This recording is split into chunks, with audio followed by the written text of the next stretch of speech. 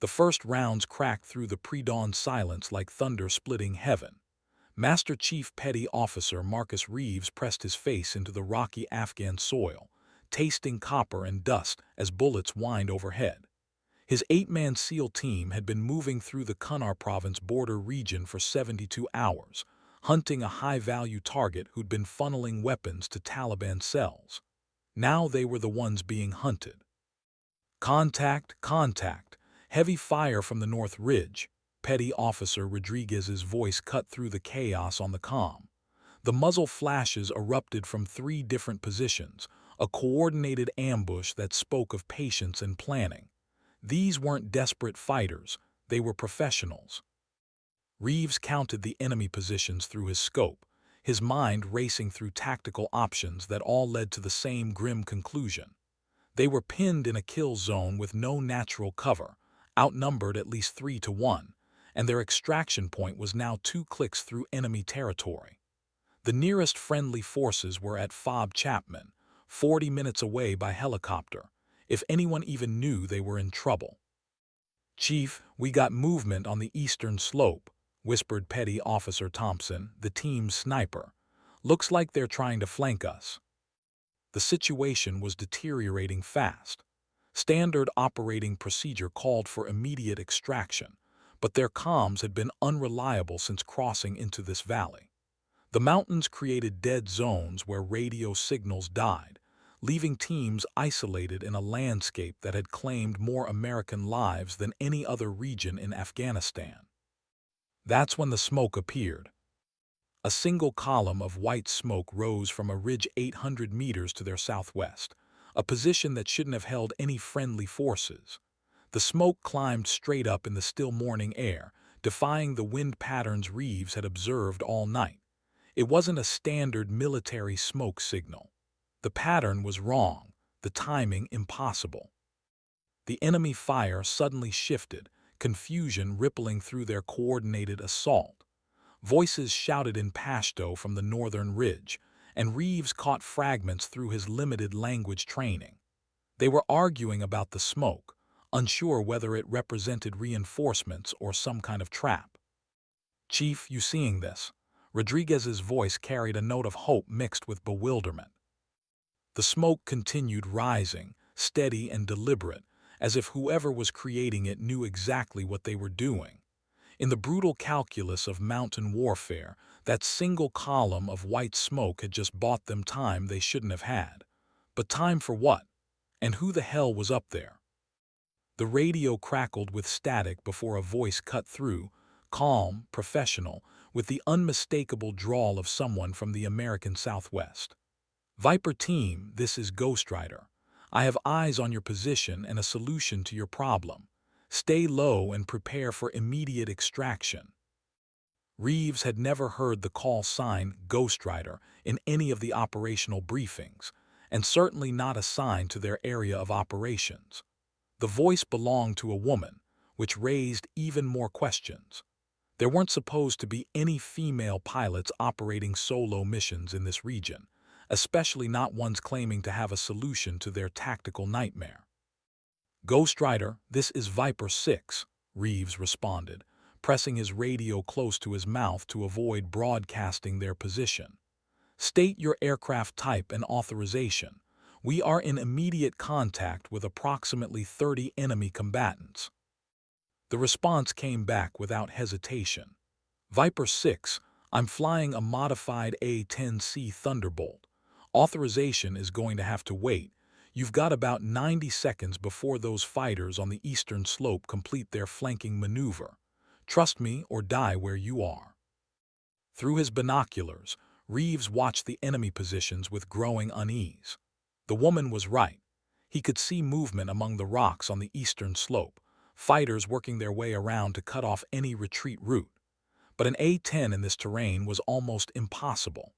The Thunderbolt was designed for close air support, but these mountains created wind shears and downdrafts that could slam even experienced pilots into the peaks without warning. "Chief," Thompson whispered urgently, "2 more smoke columns just went up. Different positions, same white smoke." Reeves swiveled his scope and confirmed what his sniper had reported. Three distinct smoke columns now rose from strategic positions around the valley, each one perfectly placed to create maximum confusion among the enemy forces. The Taliban fighters were clearly rattled, their disciplined assault beginning to fragment as they tried to process this unexpected development. The smoke wasn't random. It was a deliberate psychological operation, designed to make a small force appear larger and more coordinated than it actually was. Whoever Ghost Rider was, she understood mountain warfare and the enemy's mindset with a sophistication that spoke of extensive combat experience. Ghost Rider Viper 6, what's your plan? Reeves transmitted, making the decision to trust this unknown pilot. His team was running out of options, and conventional thinking had already failed them. I'm going to paint you a door, Viper 6. When I do, you take it and run like hell toward the southern ridge. Extraction Bird will meet you there in 15 minutes. The confidence in her voice was absolute, as if she'd done this 100 times before.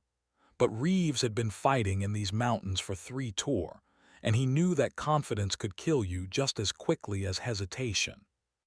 The first pass came from the northwest, the A-10's distinctive twin engines announcing its arrival with a sound like tearing metal.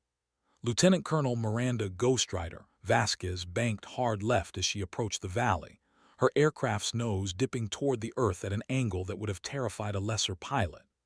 The Thunderbolt responded to her touch like a living thing, its titanium bathtub cockpit protecting her from the small arms fire that immediately erupted from every enemy position. She'd been flying combat missions for 12 years, ever since graduating from the Air Force Academy, with honors that few remembered and controversies that everyone whispered about.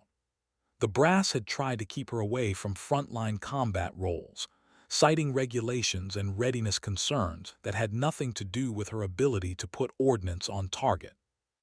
But Afghanistan had a way of stripping away bureaucratic pretense, and pilots who could deliver results found their way to where the fighting was hardest. Viper 6 Ghost Rider, I've got visual on all enemy positions. Stand by for danger close.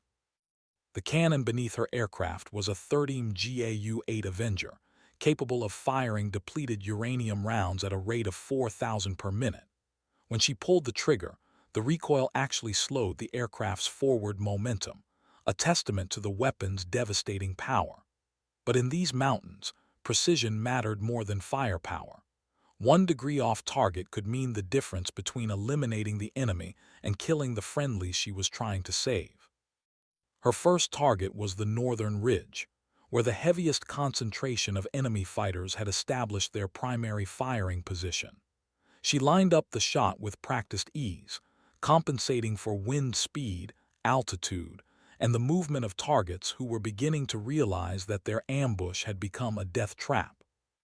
The cannon spoke with the voice of thunder, sending a stream of rounds into the rocky outcropping where muzzle flashes had been winking like deadly stars.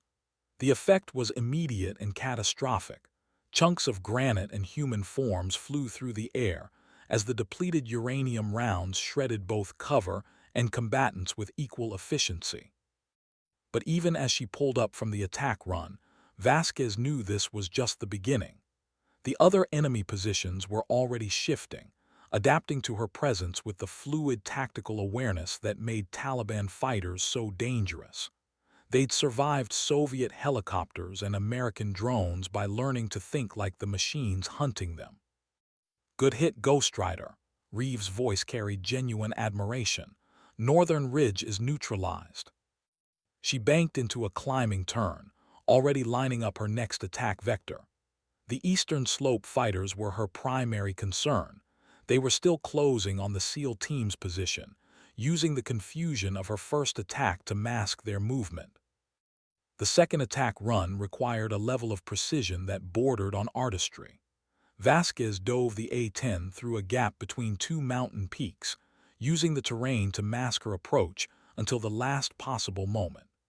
The eastern slope fighters had taken cover behind a series of boulders that provided excellent protection from ground-based fire, but left them exposed to aerial attack from this specific angle. She could see them through her targeting system, 12 fighters armed with AK-47s and at least 2 RPGs, positioned to catch the SEAL team in a crossfire that would have been impossible to survive. These weren't amateur insurgents. Their positioning and movement patterns showed the kind of tactical sophistication that came from years of combat experience. The targeting computer painted solutions across her heads-up display, but Vasquez ignored the automation in favor of her own instincts. Machines couldn't account for the way fear would make men move, or how the sound of her engines would cause them to cluster together for psychological comfort. She'd learned to read human behavior from 30,000 feet, to predict how terror would override training in the crucial seconds when death approached on titanium wings. Her cannon burped a shorter burst this time, precision over volume. The rounds walked across the boulder field like the footsteps of an invisible giant, each impact sending clouds of stone fragments and dust into the air. When the debris settled, the eastern slope was silent. Viper 6, your eastern approach is clear. Move now toward the southern ridge. You've got maybe 8 minutes before reinforcements arrive from the village. She'd spotted the dust clouds 20 minutes ago, vehicles moving up the mountain roads with the urgency of people responding to a crisis. The local Taliban cell was rallying every available fighter, and her fuel situation was becoming a factor. The A-10 was tough and reliable, but it wasn't magic. She had maybe 2 more effective attack runs before she'd need to head home. Ghost Rider Viper 6, we're moving. What's your status on the western positions? Vasquez checked her tactical display and suppressed a curse. The Western fighters had used her attacks on the other positions to relocate to higher ground, where they now had both better fields of fire and improved protection from air attack. Worse, they'd positioned themselves close enough to a small village that any attack risked civilian casualties, a calculation that showed sophisticated understanding of American rules of engagement. These weren't the desperate fighters she'd expected. Someone with real military training was coordinating this ambush, someone who understood how to use American tactical doctrine against American forces. The smoke signals that had initially confused the enemy were now being answered by smoke of their own, a countersignal that suggested adaptation and learning. The chess match was escalating, and the stakes were 8 American lives against an unknown number of enemy fighters, who were proving more intelligent and adaptable than anyone had expected. The western ridge erupted in muzzle flashes as the SEAL team began their movement toward the extraction point. These fighters had been waiting, using the chaos of the previous attacks to achieve better positioning. Their fire was disciplined and accurate, forcing Reeves and his men to bound from cover to cover in short rushes that ate up precious time and energy. Vasquez circled high above the engagement, studying the tactical situation with growing respect for her adversaries. The western position was a masterclass in defensive placement, high ground, excellent fields of fire, and civilian buildings close enough to complicate any airstrike. Whoever was commanding these fighters understood that American pilots would hesitate to engage targets near noncombatants, and was using that moral advantage as a tactical weapon. But Miranda Vasquez hadn't survived 12 years of combat by following standard playbooks. She'd earned her reputation by finding solutions that others couldn't see, by using unconventional tactics that turned enemy strengths into weaknesses. The Western position's greatest advantage was also its greatest vulnerability. It was fixed, predictable, and dependent on the psychological assumption that she wouldn't risk civilian casualties.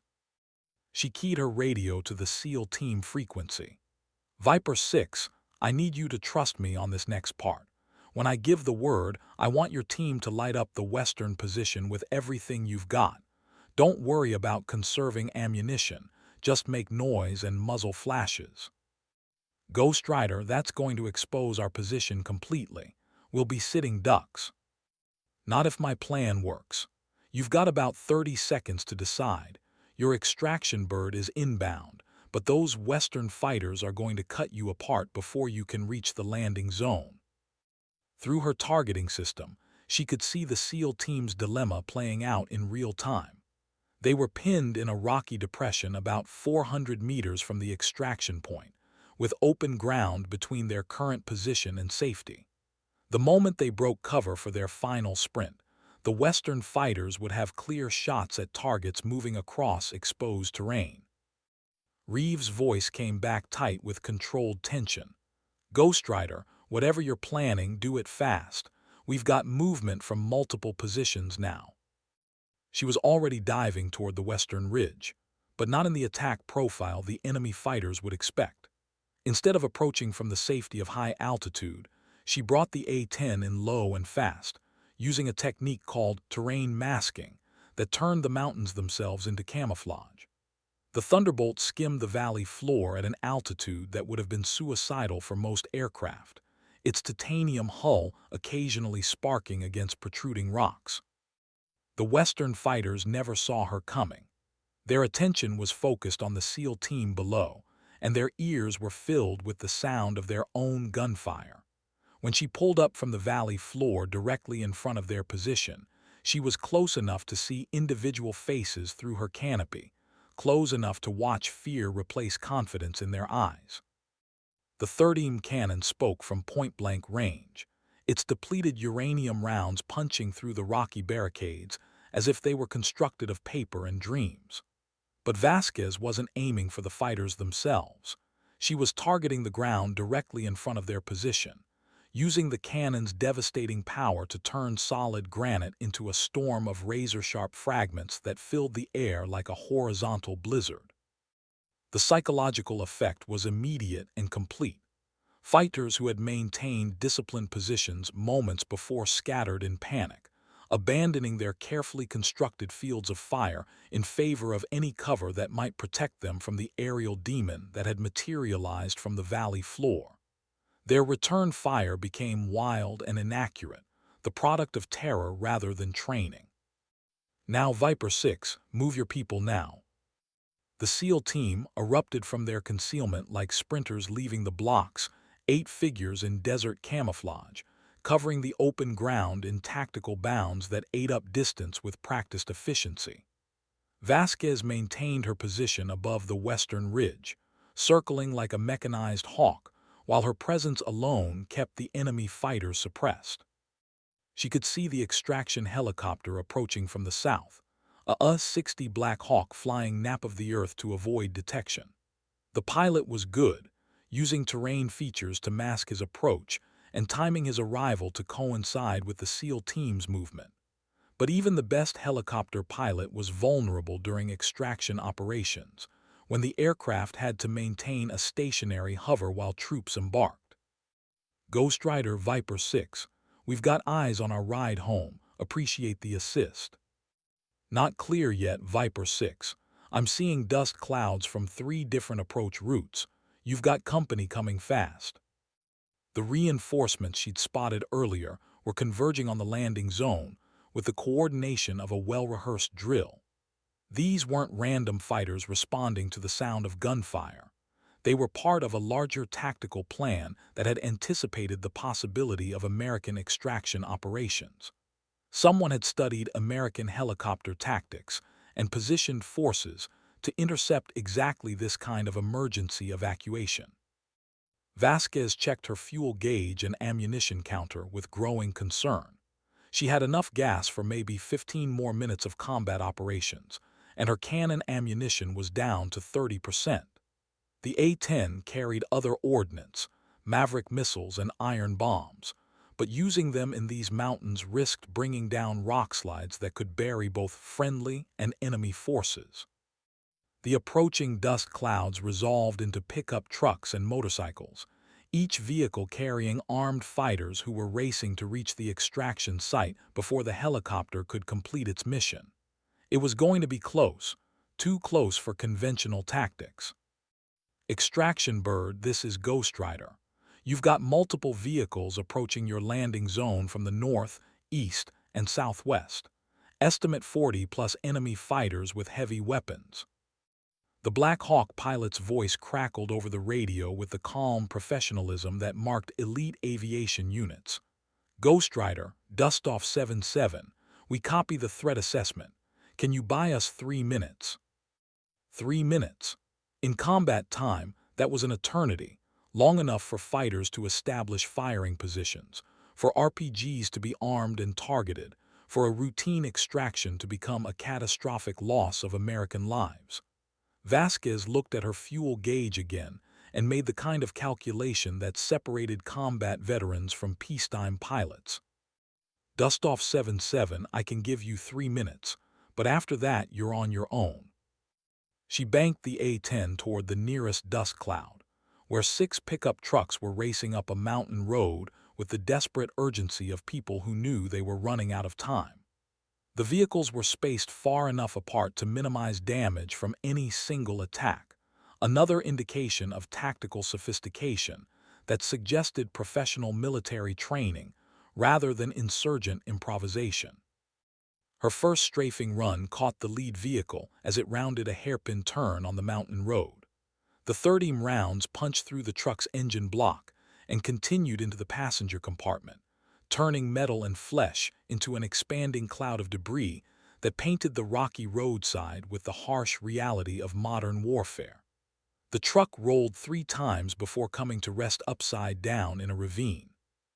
But the other vehicles immediately dispersed, abandoning the road for rough terrain that made them harder targets while simultaneously allowing them to approach the landing zone from multiple angles.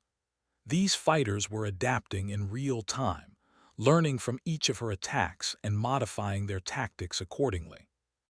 Viper 6, what's your status? She transmitted while lining up her next attack run. 30 seconds out from the bird, but we've got dismounted fighters moving up the southern slope.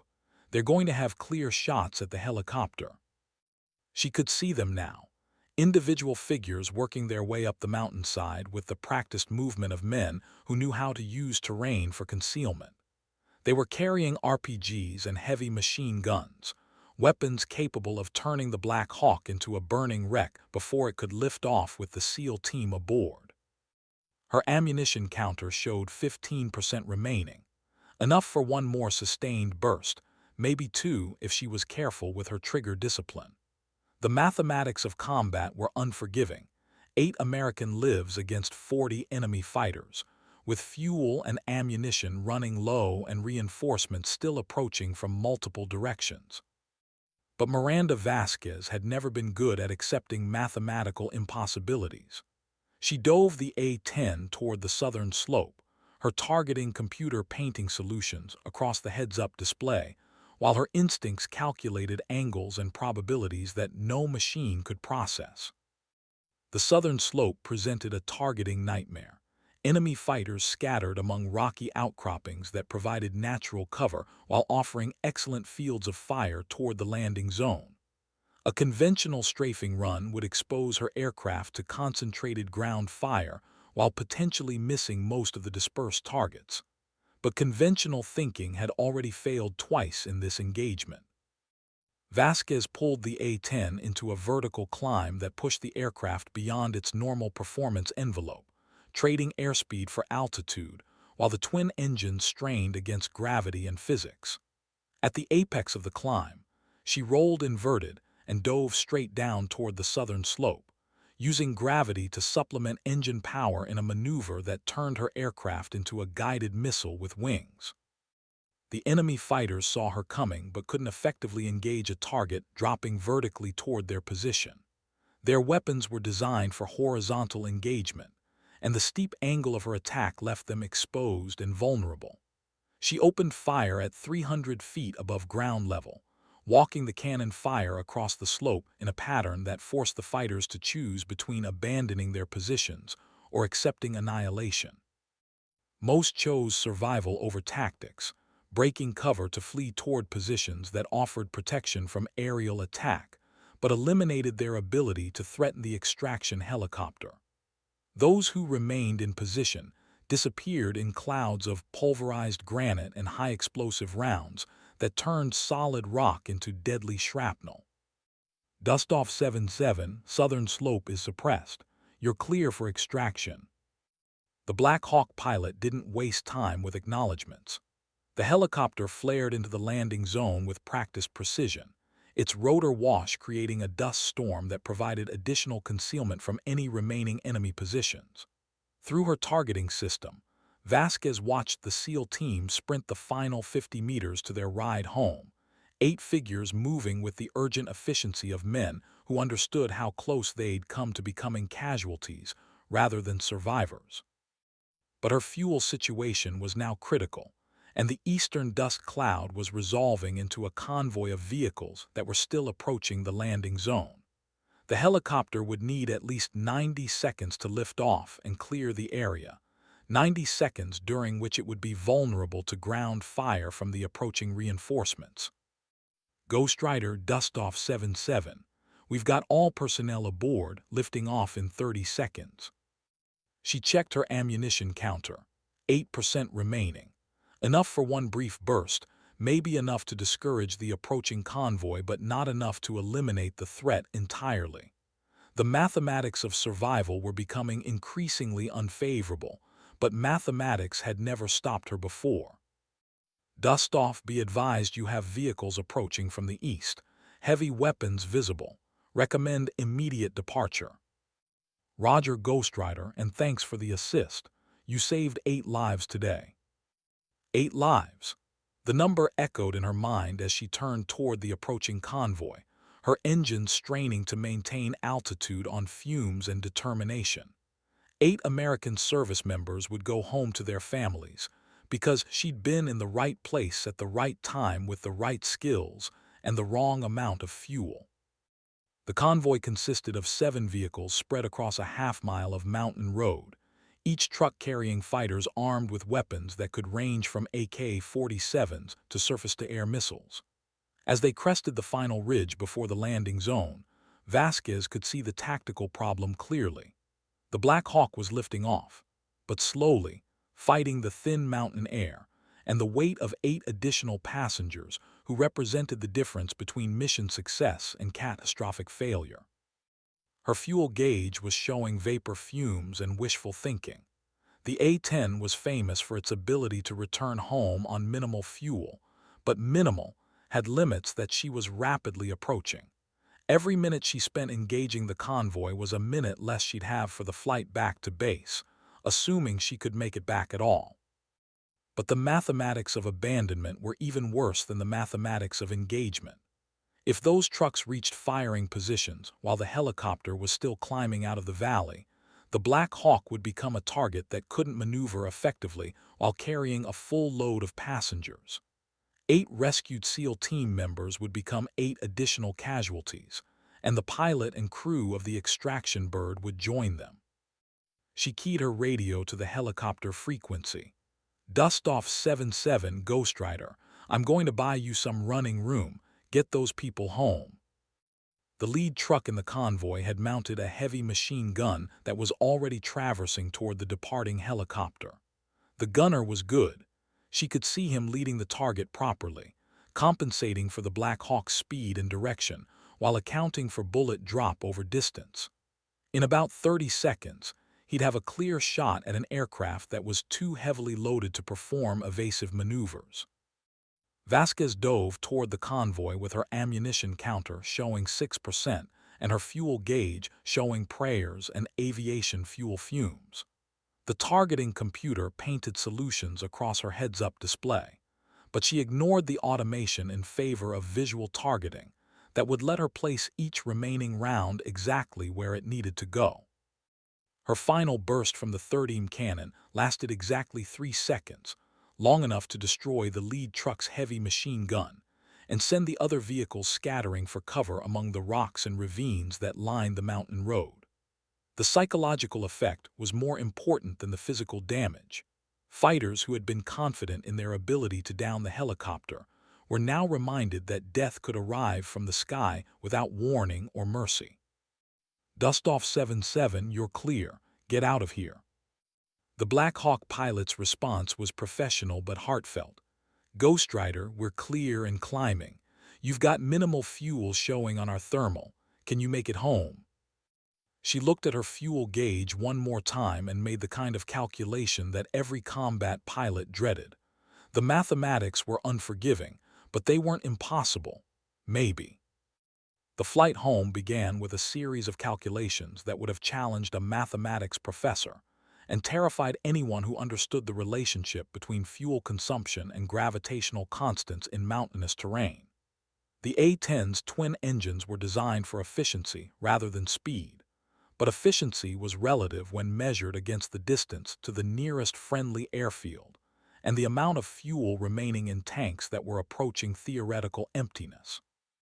Vasquez climbed to optimal cruise altitude and leaned the fuel mixture to achieve maximum range, every adjustment representing a trade-off between speed and endurance that could mean the difference between landing safely and becoming another wreck scattered across the Afghan mountains.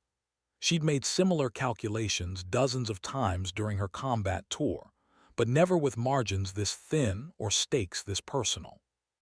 The radio crackled with transmissions from Bagram Airfield's approach control, coordinating her emergency return with the kind of professional urgency that marked controllers who understood the difference between routine operations and life-or-death emergencies. They were clearing airspace, positioning emergency vehicles, and calculating approach vectors that would give her the best chance of reaching the runway before her engines quit. Ghost Rider Bagram approach. We have you on radar showing 43 nautical miles southeast. What's your fuel situation? The question she'd been dreading. Military pilots were trained to be precise about fuel remaining, but precision became academic when dealing with numbers that were essentially theoretical. Her fuel gauges were showing readings that existed somewhere between empty and empty, sustained by fumes and the hope that manufacturing tolerances had erred on the side of generosity. Bagram approach Ghost Rider. Fuel situation is optimistic. Request priority handling and emergency equipment standing by. Roger Ghost Rider. You're cleared direct to runway 21. Emergency equipment is positioning. Be advised we have your mission report from Dustoff 77. Outstanding work out there. Outstanding work. The phrase carried weight in military aviation circles, where praise was earned rather than given, and mission success was measured in lives saved rather than targets destroyed. 8 SEAL team members were alive because she'd been willing to push beyond normal operational limits, to risk her own aircraft and crew in service of the larger mission. But the mission wasn't complete until she was safely on the ground. The A-10's engines were still running smoothly, but smoothness could change to silence without warning when fuel levels reached critical minimums. She'd heard stories of pilots who'd made it within sight of their home runway before running out of gas, close enough to safety to see the runway lights but too far away to reach them. 25 miles out, her starboard engine began running rough. Not a catastrophic failure, but the kind of irregular power output that suggested fuel starvation in one or more cylinders. The approach to Bagram Airfield at night presented a tapestry of lights against the backdrop of mountains that had claimed too many aircraft and aviators over the years of American operations in Afghanistan.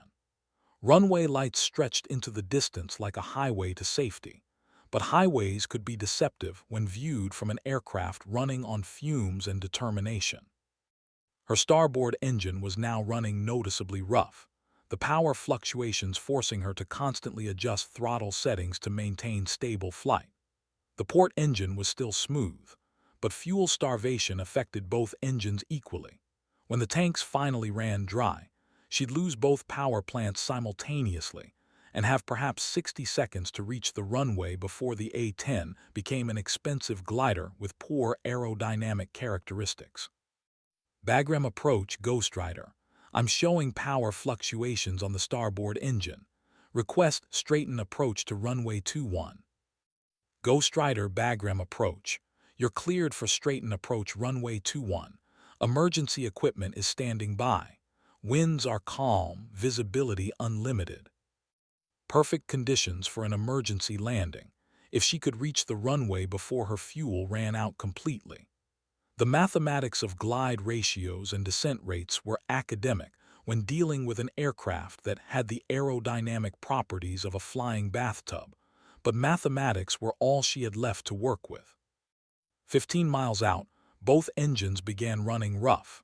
Not critically, but with the kind of irregular power output that marked the transition between fuel remaining and fuel remaining in theory. She began her descent toward the airfield, trading altitude for distance while calculating glide ratios that would have been pessimistic for a sailplane. 10 miles out, she could see the runway clearly, two parallel strips of concrete surrounded by the sprawling infrastructure of one of America's largest air bases in Afghanistan. Emergency vehicles were positioned along the runway, their red and blue lights creating a constellation of safety equipment that would spring into action the moment her aircraft touched down. 5 miles out, her starboard engine quit entirely. The sudden loss of power yawed the aircraft to the right, forcing her to apply rudder pressure to maintain directional control, while the port engine strained to maintain altitude on half power. The A-10 was designed to fly on one engine, but fly was a relative term when dealing with minimum fuel and maximum stress. 3 miles out, she was committed to the landing whether her remaining engine quit or not. Too low to eject safely, too close to turn back, too determined to quit when 8 American lives had already been saved by her refusal to accept conventional limitations. 2 miles out, she could see individual people standing near the emergency vehicles, ground crews and medical personnel, who were waiting to help her transition from emergency approach to successful landing. 1 mile out, her port engine coughed once and died. The silence that followed engine failure was profound in a way that civilian pilots could never fully understand. In combat aircraft, engines provided more than just forward motion. They powered hydraulic systems, electrical systems, and all the automated functions that kept complex machines operating within acceptable parameters. When both engines quit simultaneously, the A-10 transformed from a sophisticated weapons platform into a gliding brick with delusions of aerodynamic adequacy. But Miranda Vasquez had trained for this scenario countless times, both in simulators and during the kind of emergency procedures training that separated competent pilots from exceptional ones. The A-10's emergency systems were designed by engineers who understood that combat aircraft would occasionally be required to operate beyond normal specifications, and the manual reversion systems still gave her control over the most critical flight surfaces. She pulled the aircraft's nose up slightly, trading airspeed for altitude in a careful balance that would extend her glide range without bleeding off so much speed that the aircraft would stall and become uncontrollable.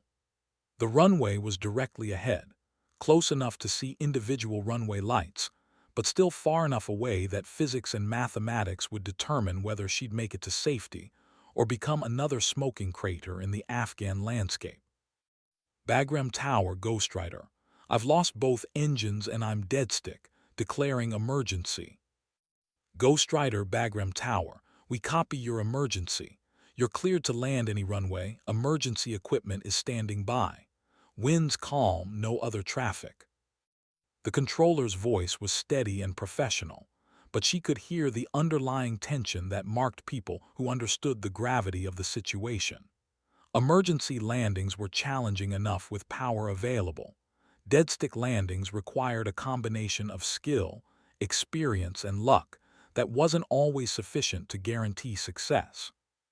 She lowered the landing gear manually, using the emergency extension system that operated on stored pressure rather than engine-driven hydraulics.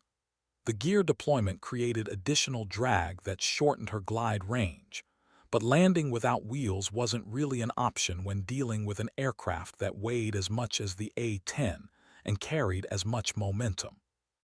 Half a mile out, she could see that she was going to make it to the runway, barely. Her approach angle was steeper than normal, her airspeed was lower than ideal, and her margin for error was essentially non-existent. But the runway was there, concrete and safety stretched out before her like a promise that had been written in aviation fuel and determination. The touchdown was harder than any landing she'd made in peacetime, but gentler than many she'd experienced in combat. The A-10's landing gear absorbed the impact with the kind of robust engineering that characterized military aircraft, and the aircraft rolled out on the runway centerline as if she'd been flying a routine training mission rather than completing an emergency return from combat operations. The emergency vehicles converged on her aircraft with practiced efficiency, fire trucks and ambulances positioning themselves around the A-10, while ground crews prepared to assist with post-flight procedures that would be more complex than usual given the circumstances of her return. But the most important element of the emergency response was already complete. She was safely on the ground, her aircraft was intact, and 8 American service members were alive because she'd been willing to push beyond conventional operational limits. As she ran through the engine shutdown procedures on systems that were already silent, Vasquez reflected on the mission that had brought her to this moment. The SEAL team extraction had been successful, but the tactical sophistication of the enemy forces suggested changes in the operational environment that would require new approaches to air support missions. The fighters she'd engaged weren't the desperate insurgents that American forces had faced in the early years of the Afghanistan conflict. They were disciplined, well-trained, and equipped with both the weapons and tactical knowledge necessary to challenge American technological superiority. The canopy opened with a hydraulic hiss that marked the transition from combat pilot to debriefing subject, from tactical decision-maker to intelligence source, who would spend the next several hours explaining exactly what had happened during the engagement and why conventional tactical responses had proven inadequate. Intelligence officers would want to know about enemy positions, weapons capabilities, and coordination methods. Operations officers would want to understand fuel consumption rates and ammunition expenditure patterns. Maintenance personnel would want to examine her aircraft for battle damage and mechanical stress that might affect future operations.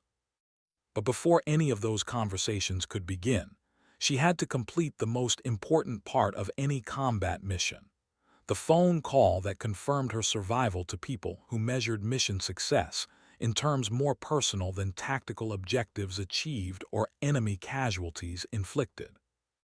Master Chief Reeves was waiting near the emergency vehicles, still wearing the desert camouflage and tactical equipment that marked him as recently returned from combat operations.